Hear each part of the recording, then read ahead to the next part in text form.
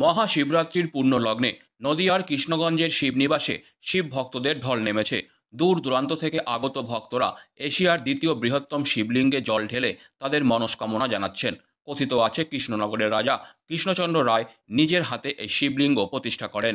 সেই সময় থেকে আজও প্রতি মহাশিবরাত্রিতে হাজার হাজার ভক্ত এখানে সমবেত হন। মন্দিরের স্থাপত্যও বিশেষ আকর্ষণের কেন্দ্র, যেখানে রয়েছে দুটি কোষ্ঠীপাথরের শিবলিঙ্গ এবং রাম সীতা মন্দির। ভক্তদের বিশ্বাস, মহাশিবরাত্রির দিন এই বিশাল শিবলিঙ্গে জল ঢাললে মনোবাঞ্ছা পূর্ণ হয়। তাই আজকের শুভ তিথিতে নারী পুরুষ নির্বিশেষে হাজার হাজার ভক্ত শিবনিবাস মন্দিরে হাজির হয়ে শিব পূজায় মগ্ন হয়েছেন। মন্দিরের সেবায়িতদের মতে, সারা বছরের তুলনায় এই দিনে শিবনিবাস যেন এক মহাযাত্রার রূপ নেয়। প্রতি বছরই ভক্তদের সংখ্যা বাড়ছে এবং ভক্তদের এই শ্রদ্ধা ও বিশ্বাস শিবনিবাসকে আরও পবিত্র তীর্থক্ষেত্রে পরিণত করেছে।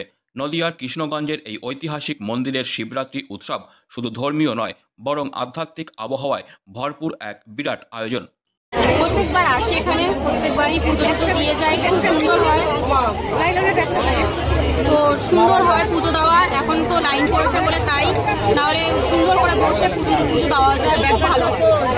এইবার কি প্রথম আসলেন? না না, এই নিয়ে দুবার আসেন, এর আগে একবার এসেছি। এখানেই কেন আসছেন? আমাদের পেরেছে, আমরা এসেছি। তো এখানকার সব থেকে বড় শিব মন্দির এটা, তো শিব ঠাকুরটা বড়, তো তার জন্য আরো। আমি বগুলা থেকে এসেছি এই রাজরাজেশ্বর মন্দিরে পুজো দিতে, যেটা এশিয়ার দ্বিতীয় বৃহত্তম শিবলিঙ্গ, যেখানে আমি ভক্তি শ্রদ্ধা সহকারে তিথি মেনে কিন্তু আমি লাইনে দাঁড়িয়ে আমি কিন্তু বাবার মাথায় জল ঢেলেছি এবং খুব সুন্দরভাবে আমি কিন্তু পুজোটা দিতে পেরেছি এবং খুব খুশি যে আমি আজকের দিনে ভোলা মহেশ্বরের দর্শন পেয়েছি। এই মন্দির প্রতিষ্ঠা হচ্ছে নদিয়ার রাজাধিরাজ কৃষ্ণচন্দ্রের সময়ে উনি করেছিলেন। যখন চারিদিকে বর্গী হাঙ্গামা শুরু হলো, তখন ওনার পরিবার বর্গকে নিয়ে চিন্তায় পড়লেন। তখন উনি এই অজপাড়াগায় এলেন, এসে যেহেতু বর্গীরা শৈব, সেই চিন্তা করে এখানে উনি এই বৃহৎ শিব প্রতিষ্ঠা করলেন। যে শিব এখন এশিয়া মহাদেশের দ্বিতীয় বৃহৎ এবং কোষ্ঠী পাথরের তৈরি, উচ্চতায় 9 ফিট, ব্যাসার্ধ 36 ফিট। এটা উনি করলেন ওনার প্রথমা মহিষীর মঙ্গলার্থে। শিবের নাম রাজরাজেশ্বর।